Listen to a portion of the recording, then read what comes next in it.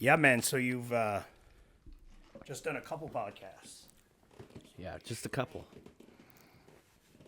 Messed this up a couple times. I get paranoid that I didn't press play. But yeah, so which other pods have you done?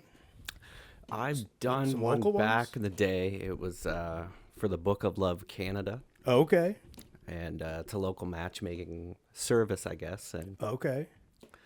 the lady that runs it, Geneva, she reached out to me and came in and did the podcast, and we talked about, how to look good on a first date, what to wear, different outfit ideas, and that sort of Okay. thing for local guys in Halifax. Cool. Yeah, man. It's funny you gotta get into this like podcasting, content creation, social media kind of network, and there's quite a little community in Halifax that you kind of don't really know about that much. Yeah, for sure. It's definitely been an eye opener for me doing this because I wasn't like big into social media at all. Like, I think I've said it a few times on the pod, just like the highlight reel stuff. Like if we went on a cool trip or, down south or did a cool like hike with the dogs. But yeah, it's been quite a journey. So, but I guess we'll kind of give you a little intro. Just wanted to introduce Bobby McGuire. So Yeah, you're for at sure. Halifax BMW, and you're also a men's fashion not fitness, men's fashion influencer. Yeah, that's right. Yeah. Yeah. So maybe let's kind of dive right into it. Why don't you give us a little kind of high level kind of synopsis on kind of your background, like where you're from? Are you originally from here? And how'd you make kind of your way into where you are today? Yeah, well, I've had a lot of career twists and turns over the last, say, 10 years or more. Yeah. But so I'm from Halifax. I live in Hammonds Plains, born and raised in Halifax. Nice. Kind of Homegrown. Cowie Hill, Spryfield area. And so my original background is teaching. So Oh, education. yeah, so I went to Acadia University. I graduated in 2012 with a BEd. Nice. And so that was my original plan, was to be an elementary school teacher. Now, at the time, it was quite competitive. Right. There was about 3,000 substitutes alone just in the HRSB. And so at that time, I was working part-time at a men's clothing store, Okay. which was Moore's Clothing. Moore's. Yeah. So that was in the Bears Lake location, but I worked all over. I worked at the Mumford Road store, Dartmouth Crossing. I might have bought some suits from Yeah. So a lot of people kind of know me from Moore's. Man, now that you're saying it, there's like an image in my head. But anyway, I don't want to interrupt. So yeah, I started with Moore's, and it was just kind of a part-time thing. And, I always loved clothing and fashion. And that was kind of my first taste at kind of the formal style. Right. Wearing suits and sport coats and that sort of thing. So I kind of really got involved there, really loved kind of the sales aspect, because a lot of people don't know, but at that time we were actually full commissioned employees. Yeah. Okay. Yeah, so I worked with Moore's, and Is it not like that anymore? Sorry.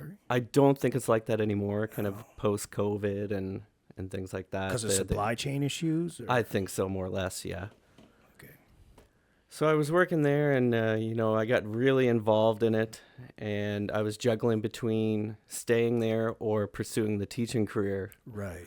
And I really liked, working in the clothing business, and a general manager came to me with an offer at the time, and he's like, what can we do to get you to stay? And, well, I'd want to be a manager and that sort of thing. So I kind of kept moving up the ladder there. Right. And so my teaching career got put on the back burner, and I took on the clothing business full time. Right on. So you didn't do really any teaching coming out of school? So I substituted on and off for about 2 years. And you just couldn't get into it?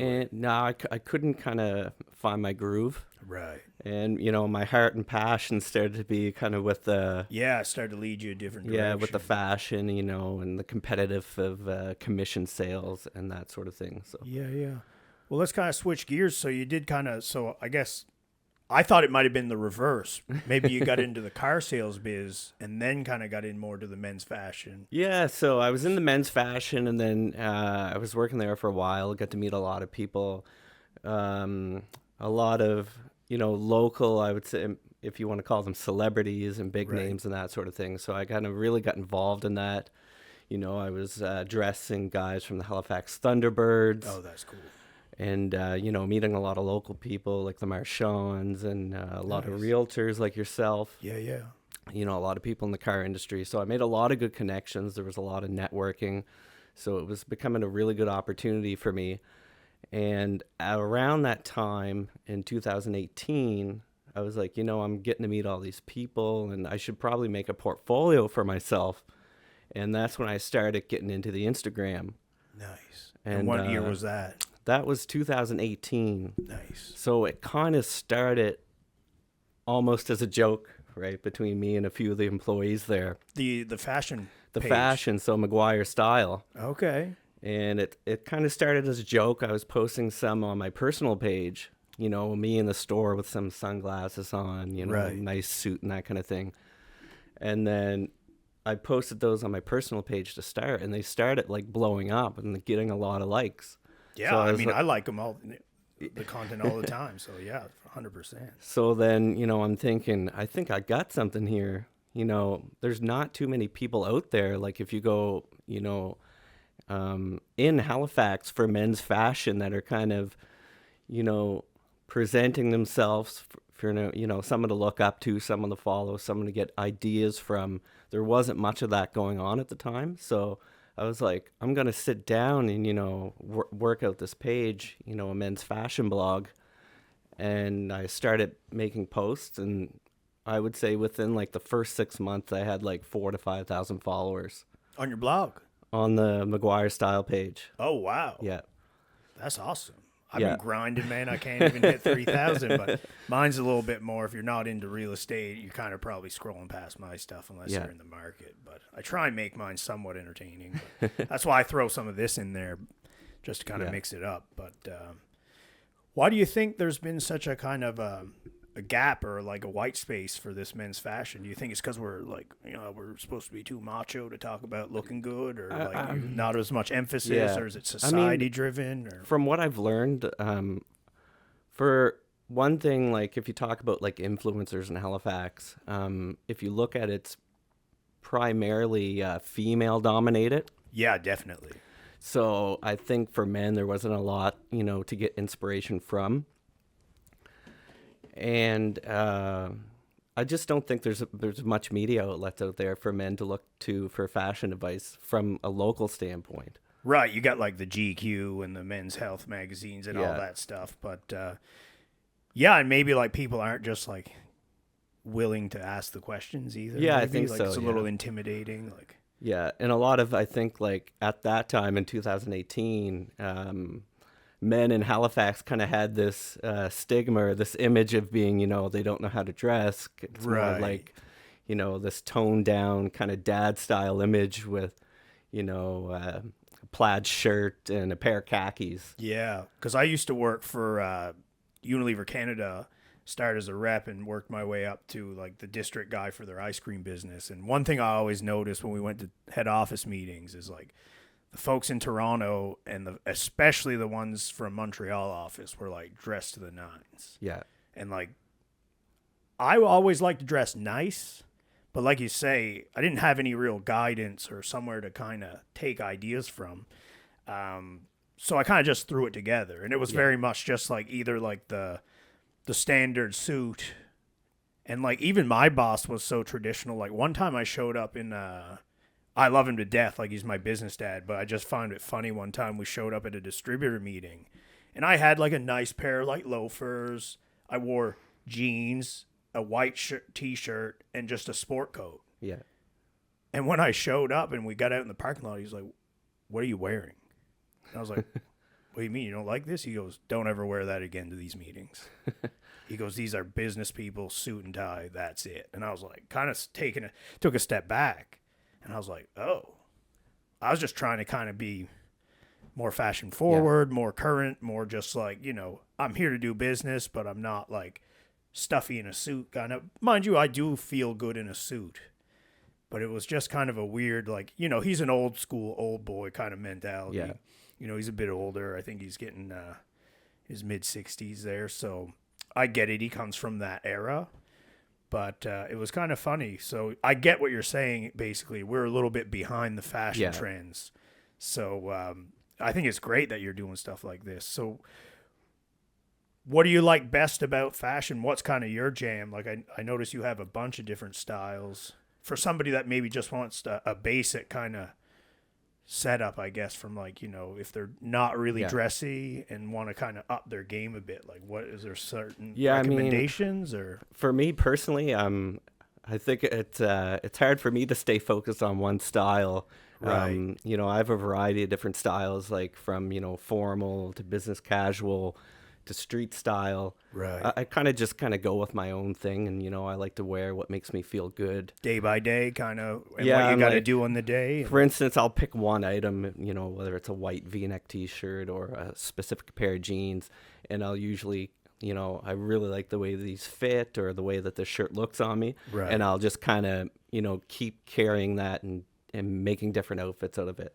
Nice. I seen a reel once, and you're the suit guy. You worked at Moore's, but you tell me if they're bang on. I heard that you need a black suit, a blue suit, a brown suit, a tan suit, and a gray suit, a white shirt, like one of those blue powder shirts, and they might have threw in another shirt color. And then they said basically you can like mix and match those and have like 75 different mix-ups between the pants, the shirts, the sport coats.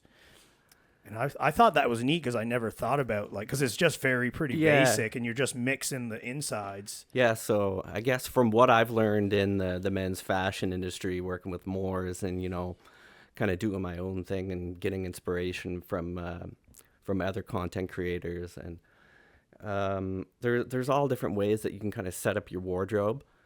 Another thing, I've actually experimented, and I don't know if you know this, but I created my own business right before COVID happened, and I was doing men's styling and personal shopping for local people in Halifax. I did not know that. That's So neat. a lot of people and clients around Halifax would reach out to me and get fashion advice from me, and a lot of it was, I want to look like this, or I have an idea in mind. How can I fit all of this into my wardrobe?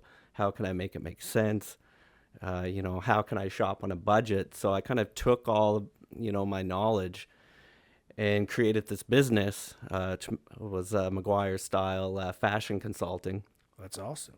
And I still have it up and running today. Now I don't put a lot of effort into it right now because I have so much on the go, with BMW and whatnot. Yeah. But so that was a few things that I would used to teach is, how to build your wardrobe, what the staples are in fashion, what you need to have to build on, the foundation, the basics. There's all kind of going back to what you were saying on the different color suits and whatnot. There are kind of all these theories that you can kind of, base your style on, but for me personally, I think, starting your wardrobe kind of more on a formal side of a dressy side, I would lean towards, having a dark suit, like a black suit or a charcoal, something neutral, and then something lighter that you can kind of wear for spring and summer. So I would say, a black suit, a gray suit, a blue suit, kind of, that more vibrant royal blue. Yeah. And I got then- a couple of them. Yeah, and then kind of like an earth tone colored suit. And then for me personally, I would take those and kind of mix and match them. It's not too often these days where I wear a full matching suit. Right. It's what I would call like more of suit separates. So Right. I would take, maybe the blue suit jacket, wear it with my gray suit pants, and throw on a white shirt and a pocket square, and then you're ready to go. Man, that's maybe what I'm missing too, is Yeah. a pocket square. I don't rock them very often. I probably should. Yeah, I got a black suit. I got actually 3 blue suits. I don't have a gray one. So I definitely got to up my game. And I just like, for some reason, I think in my head, it's like, well, I bought the suit. I got to wear the whole suit. Yeah. But you can mix and match it. Because like suits are expensive. Oh, yeah. And like, especially, not everybody makes a ton of money, and some Yeah. people still like to look good or need to look good. So like, that's a great tip. Like, just because you got a black, a blue, a tan, or in a gray. Like you can mix and match Yeah. those. Yeah, you could wear it full one color one day and then mix it, and then you got like, 3 suits could make it quite a few outfits. Yeah, and that's what I like about, blue and gray, and let's say even tan or some sort of earth tone, is that you can mix and match those and know, anytime you grab one of those pieces that it's going to look good, it's going to be coordinated. Yeah. Whereas it's a little harder to do with the black because, there's kind of some different rules. You don't want to wear black with with navy and that sort of thing. Yeah, so. that'd be a little kind of clashing a little bit, eh? But I've always been a fan of sport coats. Yeah, I got a few sport coats. Yeah. You can throw on with some jeans or Exactly. whatever.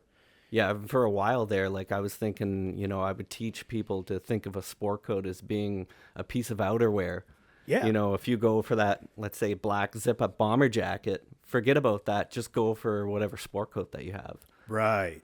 Right. So substitute that for your jacket. Yeah, so if you got, let's say if you're going to a business meeting or a date night or whatever it might be, throw on a nice pair of jeans, the nicest pair of jeans you have, a white T-shirt, or a pattern button-down shirt, and just grab the sport coat, and now you have an outfit, and you didn't even have to think about putting that together, right? Right. It's kind of like your regular fit, Yeah. but you're just throwing, instead of your regular jacket, you put your sport coat on, and you got a whole kind of different style vibe going to you. One thing I wanted to ask, it's more for me, not that I don't wash my suits often enough, but like in terms of like dry cleaning and taking care of your stuff, like how often do you kind of, after every wear, every second, every third? Yeah, there's obviously it's also like an expensive thing, like dry cleaning. It is, like, yeah. I guess it costs to look good and, to dress formally, and dry cleaning is quite expensive. So personally, I don't dry clean my suits a lot. I make a rule where if it gets dirty, if it gets stained, then get it dry cleaned. But if not, just wear it, and as long as it's not reeking or anything it's not like getting that. funky. Yeah, I guess that's kind of how I always went. But I mean, I get to a point where I'm like, I haven't cleaned these in a while. I got to drop them off to Olympic Laundry's my dry cleaner laundry folks. It's a friend of mine's parents that run it, so I always like to support who I know and all that good stuff. So yeah, personally, I would probably do it maybe 3 to 4 times a year at most. Yeah, and is there like, does it deteriorate the suit at all? Because it's like harsher. Yeah, way of cleaning, it does right? kind of break down the fabric and the material, so it makes it wear out pretty quickly. What kind of life can you get out of a suit? Like I know people that say they got suits from forever ago. Yeah, I mean, I guess it's different. It's different for each individual. Right. And I guess that, there's different wear patterns on the suits. For me personally, the spots that wear out are kind of like, between the thighs, the crotch area. Yeah, because they're always rubbing. Yeah. Yeah.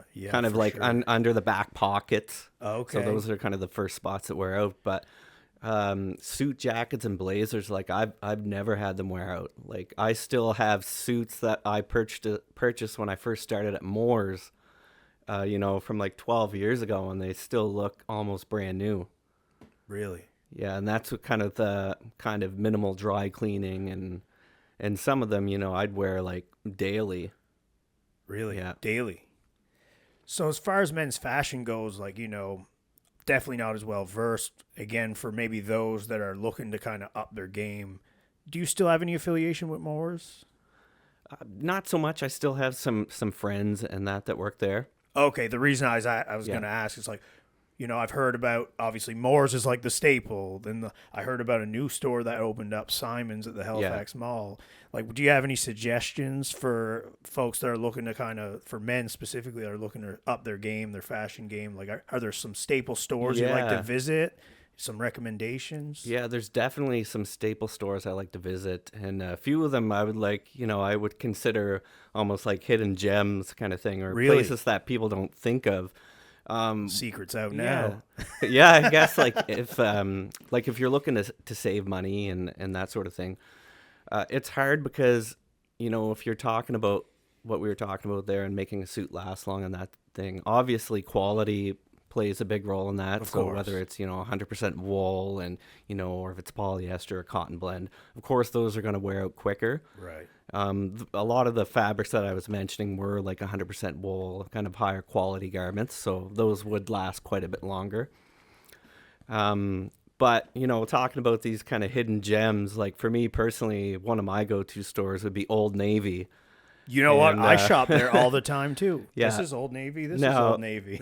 Like, obviously, an Old Navy T-shirt isn't going to last you, 5 to 10 years. Right, but it's $20. Kind of thing. Exactly. So it's kind of like, you're shopping. I guess you can be trendy with Old Navy. If it goes out of style, well, it's probably worn out by now anyway. Right, kind of thing, right? But like, I get a lot of staple pieces from Old Navy, and I kind of mix and match them with more higher end items. So. Yeah. Like, I get pretty much all my T-shirts are from Old Navy. Yeah, man. They have some nice solid V-necks and crew necks, and Yes, in different colors. And once you learn how to take different colors into your wardrobe and maximize them to be able to mix and match, that can go a long way, and you can create a lot of different looks with those. Well, that's great, especially for the budget conscientious person as Yeah. well. Like to get a base for your fashion wardrobe. Absolutely. I get a lot of work pants too from Old Navy, so Yeah. they make a great kind of like a textile chino. Yeah, I got a couple pairs, Yeah. like the cuff pants. They're more like Excuse me, it's I like don't know a- all the terms, right? It's just It's like a stretchy material, so it kind of looks like a chino or a khaki, but it's a Okay. little dressier. Nice. So it has more of like a softer finish to it. yeah. And, you can get like, $30-40 a pair, and you can get one in almost every color, and then, pair that with, a navy blazer or a gray blazer, and now you have like, like we were talking about, like 10 different outfits kind of thing. Yeah. I'll have to go get some chinos. I mean, man, not ashamed to admit, but like I get like the X stretch jeans from Costco. Like, so I'm like, I like to dress up, but I got my basic habits too. Yeah. And also like, I don't mind paying for good stuff that lasts, but also like Yeah. I can't buy a $600-700 suit every other day, right? Yeah. So Old Navy is a good one. Occasionally Costco is pretty good. Yeah, It's a once in a different while. style of shopping, yeah. but you can go in there, you can find some nice brand names, like Calvin Klein, Yeah. Tommy Hilfiger. Yeah. And I mean, like if you're looking to save money, like that's probably the number one spot. Like you can find like Calvin Klein dress shirts in there sometimes for Yep. like $12-25, brand name T-shirts. Yeah, the Sometimes- problem with them is like you never really know what they're going to get because if it doesn't sell, Exactly. they're not bringing it back in. Yeah. Yeah. And it's hard for some people, the average person, to shop there because there's no one there to assist you. So Right.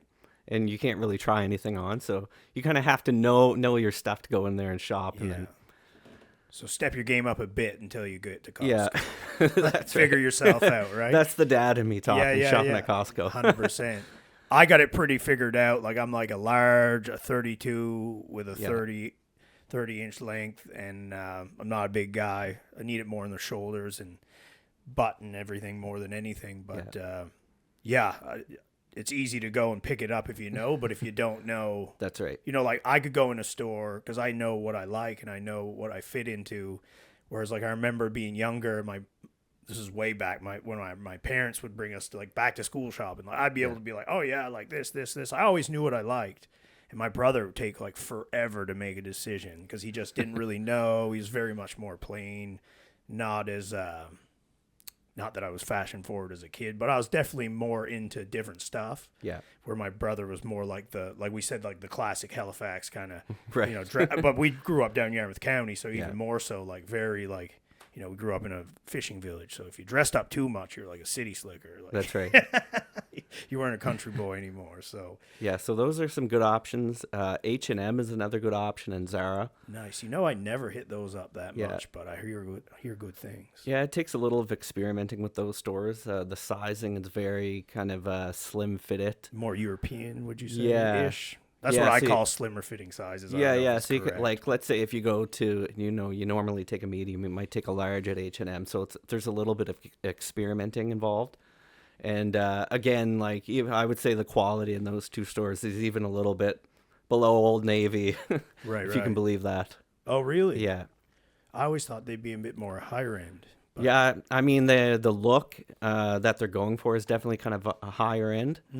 But let's say if you get a T-shirt, you know, you might get 2 washes and then it's done for. done. Yeah. And correct me if I'm wrong, back to Old Navy. Banana Republic owns Old Navy, eh? Am I right?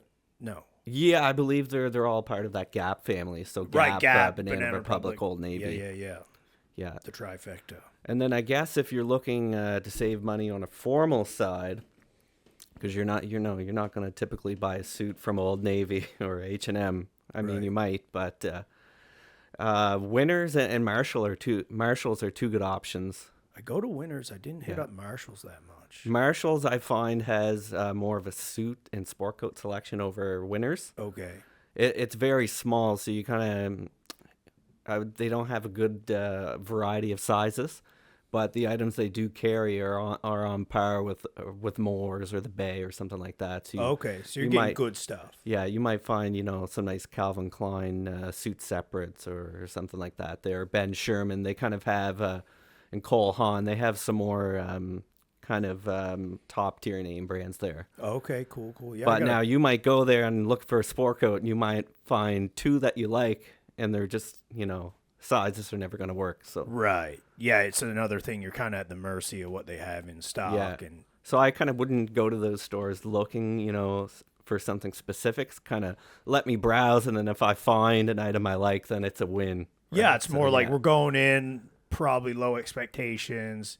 If you find a gem, Yeah. then it's like a bonus. Like Exactly. cha-ching. Otherwise, it's like, yeah, don't count on it. Yeah. But you could find some good stuff. For sure. That's cool, man.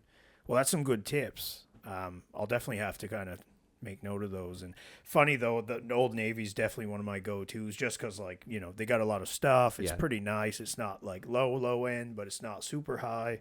Kind of hits the pocketbook right. Yeah, it's funny with them. Like pretty much all my t-shirts, like I say, are from Old Navy. Right. And you know, I might wear them, you know, with a nice pair of jeans or something to mix and match and put a sport coat over top. Yeah. And people are, you know, thinking it's like a high-end brand, like, oh, are you wearing Guess? Are you wearing, you know, Lacoste? And I'm like, Right. no, it's just Old Navy. Sometimes they don't say anything, right? People ask. Yeah, sometimes they do. Like, I get complimented a lot on, you know, some different outfits, and, you know, people say, well, where did you get that, or where'd you pick this up? And Yeah. And what's their reaction? sometimes they you know, they might not believe me or something. Oh, You know, okay. if it's like from Old Navy, it's like, Yeah, oh yeah, I would never shop there. Do you get that? I do, yeah.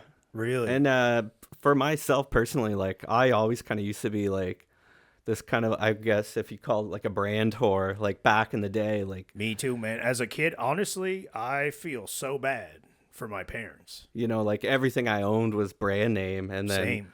not until I would say in the last maybe 8 years or so, I've been kind of branching out. And now I wear more, not so much brands as, you know, if it looks good and it feels good and I like it, then I'm just going to wear it anyway. Yeah, it's funny. Me and my old man had a conversation a little bit. It's like about buying clothes, and like we used to get like silver jeans, like they're $120 a pop. Like me and my brother, like anything, like, you know, we'd have to have Nike shoes. Now it's like, you know, I tell my parents, like, yeah, I just buy my jeans at Costco and I go to Old Navy, and he's like, Yeah.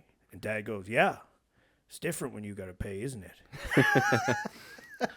we wouldn't want to wear any just basic generic, had to have a brand name or a logo. And, you know, thankfully, I mean, my dad worked hard, and so did Mom, and we were able to have those things. But looking back, maybe a little bit underappreciated. But yeah, definitely would say I was definitely, if it didn't have a brand as a kid, Yeah. I was like, not for me. And for me personally, how I kind of got away from that, you know, kind of brand name mindset, brand name shopping mentality was, so after I created the McGuire Style fashion blog page, I really got kind of caught up in this world of influencing. Right. So different brands would reach out to me. Are you doing and- some brand work? Yeah, I do quite a bit. Now it's just kind of natural. Like, I forget that I'm even, you know, working with these different brands because, you know, I'm just so involved in, you know, wearing the clothing and everything like that. So That's super cool. So, like, some of the videos, that you've been doing. I like the ones where you're like scanning the Jordan shoebox. 'Cause I'm wearing Yeezys today, but I'm a Jordan's guy too. Yeah.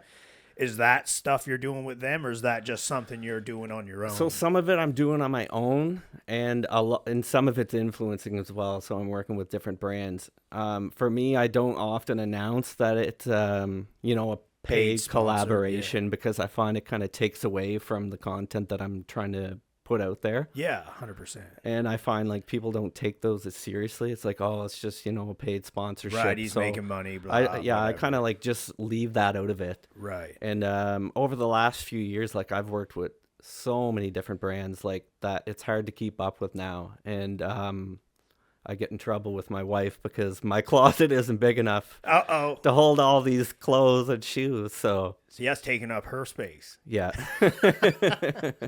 It's usually the reverse, right? Yeah. So I get messages, no joke, like daily from different, companies. Will you wear this on your page? Can you do a reel for this?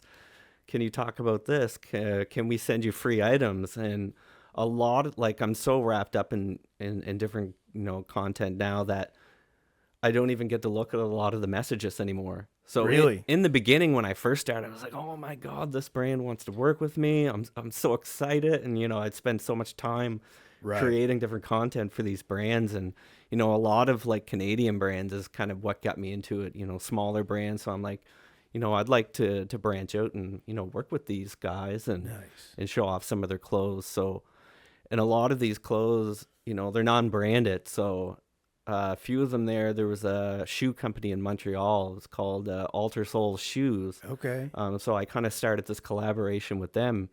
And at one point, every shoe that I had in my closet was from this company in Montreal. And, people would come up to me and this was just kind of like outside of working with the brand, where did you get those shoes or what can I wear it with? And it was nice because there was no brands or logos attached to it. Right. It's just something you can wear and put on and, it just goes with everything. Exactly. Kind of type thing. Yeah, that's nice. So I got to build up my wardrobe a lot from, working with these different companies. And I've worked with some brands in Halifax and some bigger brand names as well have reached out to me. That's awesome. One of the biggest ones in the last year I was going to ask. Was Michael Strahan. Really? So I don't know if you're familiar with Michael Strahan. I know Michael Strahan. Yeah. So his brand reached out to me, Michael Strahan brand. Okay. And when I was working with Moores, they started getting into some of his products. And I just, I wore a pair of his pants and I did a photo shoot with it and I tagged him in it, not looking to get anything out of it. And then they saw that photo and was like, hey, we noticed that you tagged us in this. Would you like to collaborate with us? And I'm like, of course. Yeah. So they're like, okay, we're going to send you, like 3 shirts, a couple pairs of pants, and you can just do whatever you'd like. I have full control over it. That's nice. And then they gave me, he had a new skincare kit that he came out with, like beard oils and skin cream and that kind of thing, which is that's important stuff. Kind of flattering because it was kind of a big deal at the time. So he was on Jimmy Fallon talking about, this new cosmetic line that he came out with. And I'm like, this is pretty cool, that they're asking me, some random guy in Halifax, to kind of promote these products. So, man, it's crazy what's available out there for people now. Like, it's just, that's awesome that's it started and then it's kind of just blown up for you. Yeah. And I get, like I say, I get so many messages now. It's hard to filter out what's real and what's not real. Right. So there's a lot of like scamming and phishing involved in that as well. And definitely. Sometimes, I feel bad because, a local brand might message me and, hey, would you want to work with this product? And I either don't get to it in my message inbox or it gets filtered into junk. Right. Or it just, maybe it's like a phishing email and I don't open it kind of thing. So. Yeah, man, I get it. I mean, I'm not getting, requests for, fashion or doing reels for companies, but like, there's a million SEO companies that try and get me all day. They're calling me, they're DMing me, they're random blind text messages, emails. So like, I get it, man. And half of them, I think if you sent them money, you wouldn't get anything back on it anyway. So that's super awesome. And obviously, you got to be careful too, and you want to make the best use of your time. And the best use of their time. So, you kind of got to filter out. That's just life, though. You can't say yes to everything. You kind of got to learn to say no and, pick what works for you. But that's super cool, man, that you're able to do this and probably one of the few guys doing it in Halifax. Yeah, I would say, like, I don't know of any other male kind of content creators that, are working on men's fashion. So you kind of got a little bit of a niche here for yourself. That's super cool, man. And it's something that, I'm continuing to work on and build on. I did take a break from it for a little while there because, shifting careers into the automotive industry. Yeah. I kind of, settled off on the fashion for a little bit there. So just to get your wheels underneath you. Yeah. It's kind of hard because I started working with BMW kind of just in the middle of COVID. Oh, this is very recent. Yeah, this is very recent. It's perfect. We're getting into this because this was my next question. Yeah, so kind of, I had the fashion thing with Moores. I started doing my own business, which, COVID happened right around that time. So, you couldn't go do and anything. work with people in person and that kind of thing. So I kind of put that on the back burner. And I had a friend who also worked with Moores who recently, at that time, got employed with Toyota. Okay. So he was working there and he kind of reached out to me. He was like, I think you'd be awesome at this. You should come and join, the team here at O'Regan's. So okay. I'm like, at first I was kind of like, I don't know how I feel about it. And, it's automotive industry was quite new to me. Like I didn't know a lot about cars at the time. You didn't know anything?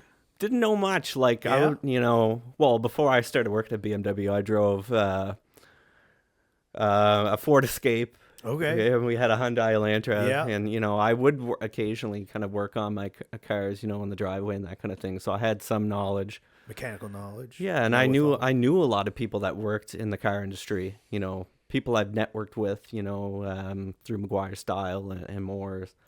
And so people would often come up to me, hey, have you ever thought of getting into car sales? And at the time I was like, that type of pay structure and, straight commission, even though I worked on commission before, but I'm like, it kind of scares me a bit. Yeah, I can relate to that. Yeah. So my friend reached out to me and, one thing led to another. And, I got a call, how would you like to work for BMW? And right off the hop? Yeah. That's so cool. I heard, BMW, and, my eyes kind of lit up. Yeah. And now I've developed this passion, for luxury vehicles and, car vehicle sales, customer service. Yeah. And do you find you get to kind of play, obviously selling higher end cars, you're probably playing up your style a little bit more. Yeah. So it goes hand in hand, with what I was working. So, I didn't have to get rid of all my suits and all that kind of thing. It kind of fits the brand image. Yeah. So kind of what I was working with at the time, was, high-end style. And now I can service all of your needs, whether it be, fashion ideas and advice. And now, I can help you with your vehicle needs as well. Yeah, how you're rolling up. Yeah. Yeah. That's right. Yeah. So what's some of the couple things you like the most about car sales, like getting into it? Like, was there a big curve? Were there any big learnings, objections? It came pretty natural to me. Yeah. You have to be pretty invested into the brand. Yeah. When you're working with a brand like BMW, it's very easy to get, connected to it. Right. And especially when I can relate to the brand on a personal level, like, BMW, and I'm very, I don't want to say materialistic, but, I like, nice things and that sort of thing. I think most people could say that they do as well. Yeah. Just some people might not. I like nice things and I'll tend to kind of act on it and try and get what I want, where my wife, she likes nice things, but she's frugal, she's patient, she'll wait for a deal or wait till it makes more sense. But I totally get that. Yeah, but no, it was awesome. First starting out, kind of you have your fear of, what if. And then, of course, there's the whole aspect of product knowledge. Right, a little bit of a curve. Yeah, that would be kind of the biggest thing is, how do I know about the products? And, you come in thinking of there's going to be like this book, if here's all the different features and different options, and it's not like that at all. It's very much kind of like self-discovery, and you got to get out there and you got to drive every vehicle, and So do they have like a step program, or it's on you to kind of get the knowledge? Yeah, there's kind out? of like a loose program, but most of it's like it's on you. I guess that's part of the job is, and also I came from a management role where I was at Moore's, where I was the manager of a store for 5 years. Right. And now I'm taking a step back from management and I'm just working as a salesperson. How'd you like that transition? So at first I was like, oh no, I'm giving up on, my ability to make the schedules the way I want. And, now I have to, be under somebody else. Yeah, to another higher power. Yeah. In a sense. So it was actually, there's a lot of freedom. That's one thing I like about it is you're pretty much working for yourself. So you do have, managers that kind of, give you the goals and set the goals for the week. And it's up for you to kind of how you're going to get there. Yeah. So you have a lot of freedom and, you could go to work and just sit there and not do anything. Nobody's going to yell at you. Yeah. Yeah, it's on you. So right? a lot for some people, that might be kind of a struggle or an issue. It's like, I need someone constantly there telling me what to do. Right. So a lot of it's, there's a lot of creativity involved in how you're going to network with customers, how you're going to build a portfolio of clients, what type of follow-up you're going to do, how you're going to get leads. So that's a big part of it. But just having that freedom is nice because I can go out there and I can make all the content, whatever I'd like. And they're pretty open to, working with that type of content. And yeah, well, it's like, yeah, free. In fact, it's encouraged, right? Yeah. So like I have the freedom, like I can take whatever vehicle I want and make whatever videos I'd like and, reach out to whatever client base I want to. So. And I know you got 2 pages. You got your BMW page and you got the lifestyle page. Do you find you're getting like a lot of leads through your content through your Instagram, or are they showing up to the store or the dealership and being like, hey, I've seen your video? Yeah, I find that it does, it plants a seed. So it gets people thinking, it gets people talking. I get a lot of messages just being like, hey, that's an awesome car. Or, hey, I really like the color of that. Or, my friend drives a BMW, and it's just, casual DMs or emails, right? And so I guess it's up to you or up to me to be able to, what do I do with this? Do I just message them back? Or do I take it and now this is a lead? Yeah. Well, why don't you come in and take a look at this car in person? Let's take it for a drive. Or who's your friend? Are you looking for a new vehicle? And now all of a sudden someone that was just casually commenting on that vehicle is now a customer. Yeah, man, opens up that dialogue, Yeah. right? It's just the way how you work it. Yeah. And even if, they're not a buying customer, it's nice to be able to network with those people. Right. Because like I have friends on Instagram and, meeting new followers and, they might spread the word and say, hey, I know this guy that's on my Instagram. Why don't you check him out? He works for BMW. That's Right? cool. So man. it's kind of like a word of mouth. And I've actually gotten probably a handful of sales from Instagram ads, Yeah. Yeah. Yeah. And obviously, I mean, similar to me, starting out in real estate, huge hurdle. Nobody's screaming at you, telling you what to do. Yeah. Lots of freedom. So, one of the ways I wanted to set myself apart, I noticed like there's a few, it's definitely ramped up. Not saying that I was the cause of it, but I think COVID just kind of it switched a lot of people's thought process on how they're going to get business and how they got to go to market. But yeah, man, like if I didn't do this, not specifically the podcast, but a lot of my like real estate tips and tricks, we'll call it, and then mixing this stuff in, like if I wouldn't have went hard on the paint on the social media content, like it's hard to say if I even would be sitting here today with you, because a lot, I mean, I said 90% to one person. I'll say 85 probably comes from a DM from a friend I knew 10 years ago, or somebody I just met, or a friend of a friend, or somebody seen my video and had a question, and then it's like, oh, well, we might be ready to buy in a few months. And I was like, cool. So I pop them in my CRM, and I definitely follow up. Do you guys have a CRM at BMW, or do you have just keep your own records?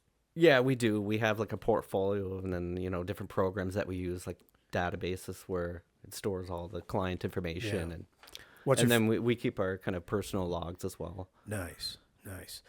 Yeah, man. I mean, obviously, it makes it, and for me, it makes it easier and funner because, like I said, I wasn't a big social media content guy, but every time somebody comes in the DMs asking about buying or selling real estate, it's like, well, it'd be crazy not to keep doing this. Yeah. And I still do the traditional stuff. I mean, I don't door knock. I have.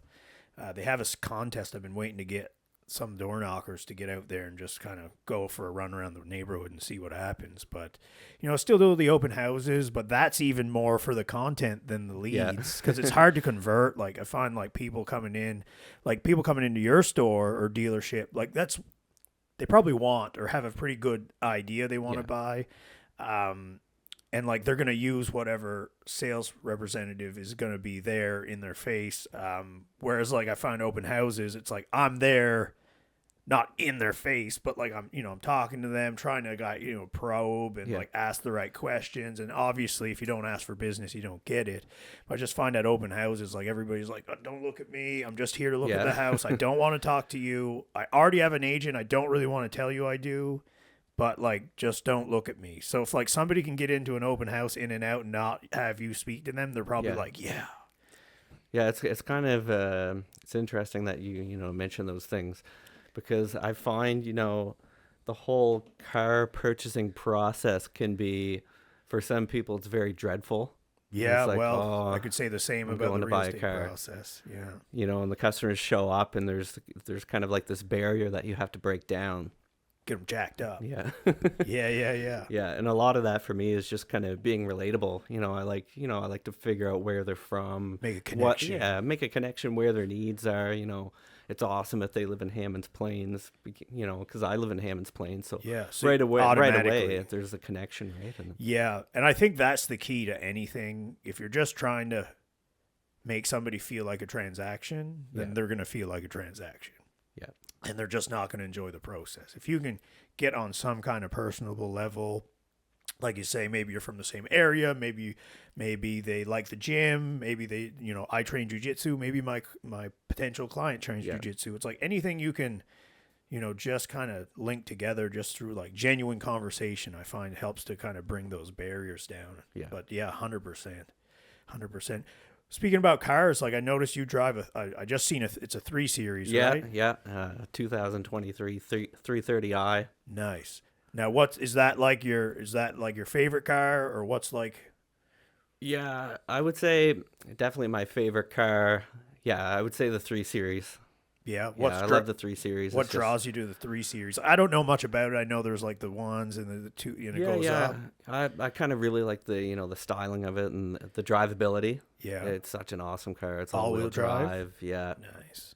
250 horsepower. Okay, so it scoots along pretty good. Yeah, then. my kids aren't big fans of it because it's smaller in the back seats. Is it 2-door or 4-door? It's a 4-door. Yeah. Okay.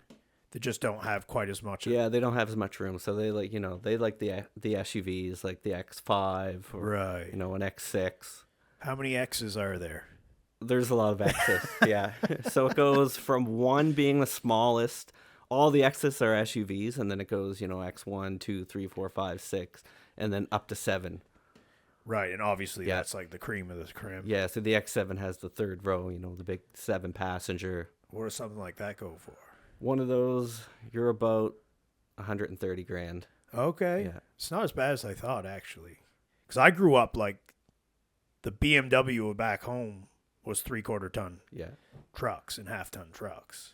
So like, people think, oh, it's just a truck, but it's like you buy a crew cab truck, so $120K. Yeah, it's kind of crazy. Like I've become like desensitized to the pricing of the vehicles. Yeah. So, for some people that come in, they're looking for an X3, let's say.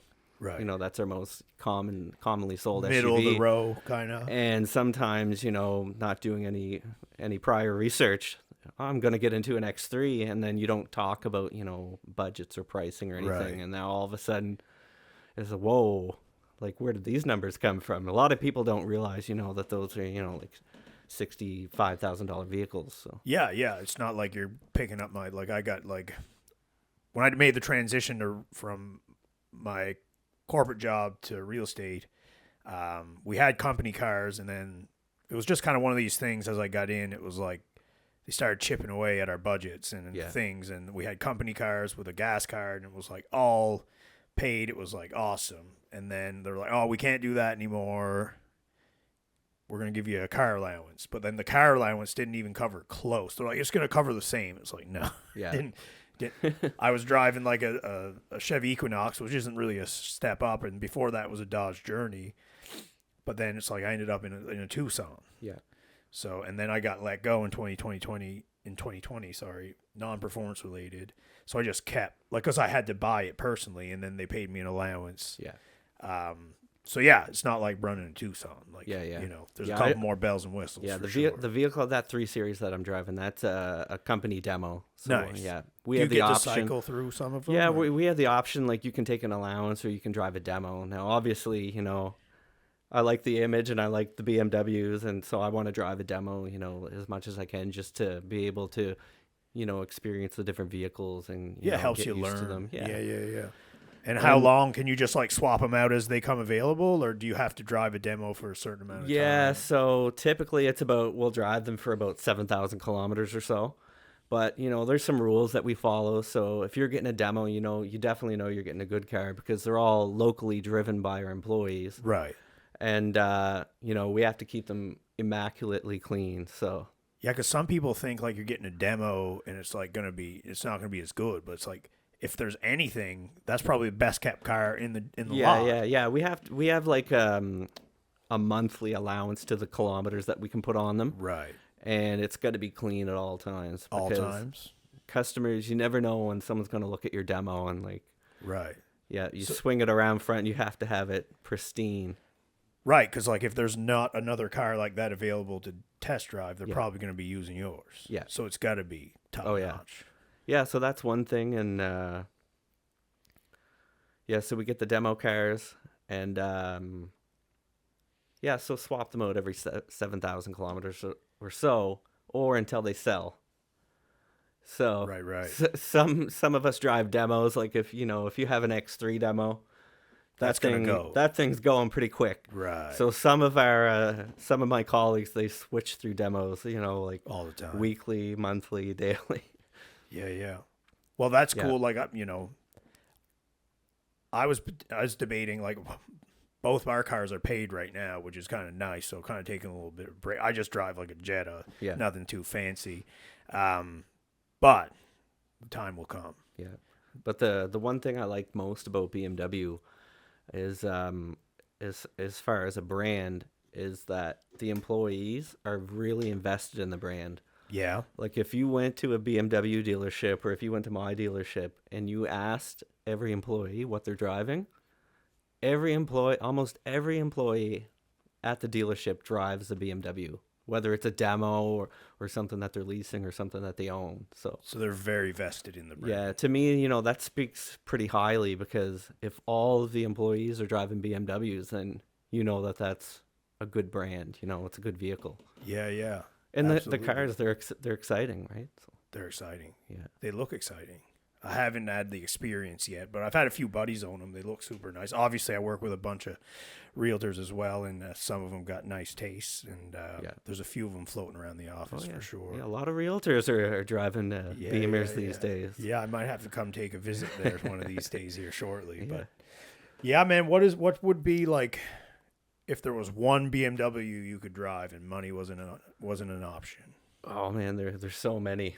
There's so many of them. Yeah. your number one. Yeah, I really like the M3. Yeah. Yeah, M3 Competition. Nice. And another nice one is a lot of people might not have heard of it yet or have seen it, but it's relatively new. It's the XM. XM, is that like an EV type or no? It's a hybrid SUV. It's a V8 hybrid, and it can go. It can go. It's it's like over 500 horsepower.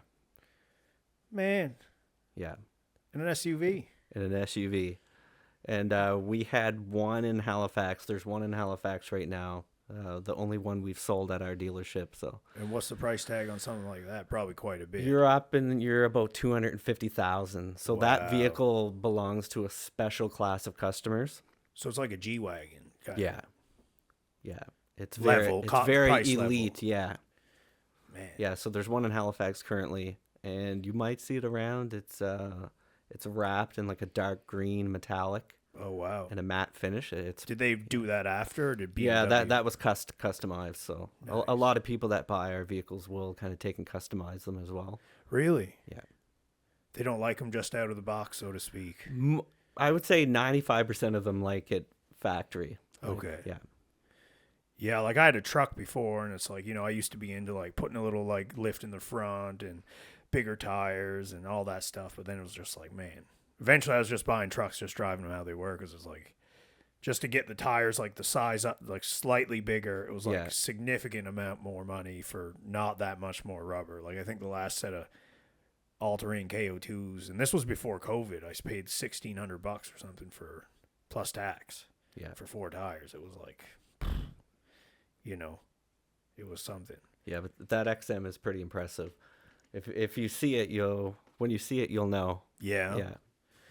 There's a different look to it. I actually got to drive one when I went to I did a conference with BMW Canada in Richmond Hill. Oh, nice. And they had one of the first models up there, and took it for a rip. Got to take it for a drive, and we actually had a specialized driving instructor lead us on the highway. There was a group of us, and, we had probably 6 or 7 different, top tier vehicles. They had the i7 there. They had an X7 and an X5M competition, and they had the XM. So, the first one that I got to drive was this XM, and you just press the pedal and, your head flies back. Nice. Yeah, so we got to drive that. We had the professional driver. This guy was actually driver on Canada's Worst Driver. Oh. Yeah, he's like one of the training professionals there on that show. Okay. And so they had him. We were like following behind him, and we all had walkie-talkies, and he'd tell us an instruction on the radio, and you'd have to listen to him. And then here's a drag. You can just give it, and then you would go, and you'd have to keep up with him pretty closely. Man, it sounds like almost like doing a job on Fast and the Furious with the walkies and the it was pretty cool. And we're driving around. We stopped in a Walmart parking lot, and all these customers, what are you guys doing here? And that's we're awesome. With BMW. Yeah, that's cool. I mean, a lot of nice cars in one place usually pull a crowd for sure. Man, that's something. So for you, out of all, obviously, if BMW's watching, you probably can't say, but all the car brands out there, like BMW is kind of the number one near and dear to your heart. Yeah. So, working in car sales, we take a lot of used vehicles in on trade as well, which is nice because, and it's typically other luxury vehicles that we're trading. Of course. And, so as a salesperson, I get to experience a lot of those, and, the guys I work with, they're pretty good. If you want to try out a car, you can take it for a weekend, right. Take it for a rip, take it for a test drive. So we kind of have like, the full experience of being able to get behind the wheel of, a Porsche or an Audi. So you've had a breadth of experience with other high performance Tesla, vehicles. Like I've gotten to, test drive pretty much every brand that's out there. And, I have to say that BMW is still at the top of my list. Still at the top. Yeah, just for, reliability, drivability. As soon as you get behind the wheel of even just a 3 Series, right away you can it feels different than anything that's out there. Right. So there's a lot of torque, you press on the pedal, it's just instant. I like that. There's no lag. Little snap. Yeah, everything else, like the little 4-cylinder, just basic cars. Yeah, it's kind of hard because, I don't think I'd ever be able to go back. Right, so it's ruined you. You're ruined. Yeah. So even like I get behind the wheel of like a Corolla or something. It's like are we gonna get so there? Different, yeah. That's awesome, man. Well, that's good to know. So I'm always kind of it's in the back of my head. My wife's very frugal, but I told her there's going to come a day I can only wait so long. Yeah. So, Yeah, I got the wife on board too. She drives an X1, so oh, well, yeah, there you go. we have a great program that we can kind of extend to our spouses. And, Nice. Yeah. Maybe that's where I start. Get her one first. Yeah. Trade the Tucson, get rid of the Tucson, and then it'll be easier to sell. That's right. Yeah, man. Strategize. We'll figure it out. But anyway, man, I know we've been chatting for an hour. Just want to wrap it up. What is the best way for people to kind of, look at your reels, get some fashion advice? I know you're on Instagram. Do you have any other platforms? Yeah, so my main outlet is Instagram. Yes. So you can follow me if you're looking for vehicle inspiration. Yeah. For vehicle sales, the BMW, Mini Cooper, or if you're just looking for a used car, you can reach out to me. It's at McGuire_BMW. And then if you're looking for the fashion advice for some style inspo, then it's McGuire_style. So that's on Instagram. I've been working on some TikTok content lately. Nice. A lot of people don't know that. It's kind of, a little bit in the background right now, but I've created some different content on there, some exclusive, I would say, TikTok content. Okay. And that's also McGuire_BMW. All right. Yeah. Or you can visit me in person, we could chat in person, 3240 Kempt Road in Halifax. Yeah. O'Regan's BMW. Yes, Yeah. sir. Awesome, man. Well, this was a super fun chat. I was really looking forward to it. I got some stuff to think about in terms of style, in terms of my men's fashion. I don't know. I would say, I've seen your content as well. And, when I first came across your Instagram page, I think it's your profile pic, and you're wearing a blazer and the white T-shirt underneath, the white V-neck. So and I got some Jordans on, that's kind of a jeans. McGuire style signature, the white V-neck. That's but it. I like to see that look because for me, it's it's very relatable and it's a little more laid back, and because most realtors, it's just they don't do a bad job, but they have the classic black suit and a shirt and tie, and it's very just kind of like cut and paste. Yeah. I'm trying to make a little bit of my own too, and just like I wake up and I dress how I feel. You know, some guys it's like, oh, I got client stuff, I gotta be in a suit. It's like, you know what? If I look good, I think that's good enough for anybody. You know? So, and I'd have to applaud you on your content as well. Like, I don't know you very well, other than coming to meeting with you today. But well, we've been following each other for a few months, almost maybe a year. I don't know when it happened, but I know it happened. Yeah, and then so just looking at your content, you do a pretty good job of putting yourself out there from a personal level. I don't really know you that well, but I know like you're into fitness, and I think BJJ. So, that's I'm a big MMA fan as well, so that kind of caught my attention. You'd be like, Chris is a guy I'd like to go out and have a beer with, kind of thing, right? Well, maybe that's what we can do next. That's maybe right. Get the ladies together, grab some dinner or something. Yeah, why not? I mean, that's the whole point. That's the whole point. To have people feel like they know you before they even talk to you, because then you kind of broken down some of those barriers a little bit first. So I really appreciate you saying that. And I obviously we're both working hard trying to do our thing, and it was great to have you here. I'd love to have you on again at some point. We have something new to talk about for sure. Maybe be after I buy my new car. Who knows? Yeah, that's right. All right, my man. Well, I know you're on vacation, so I'm sure you got other pressing things to do rather than just sit here and talk to me. So I'll make sure folks know where to check you out. And you have a great day. Be looking forward to the next one. Yeah, sounds good, man. All right, my man. Awesome. Have a good one.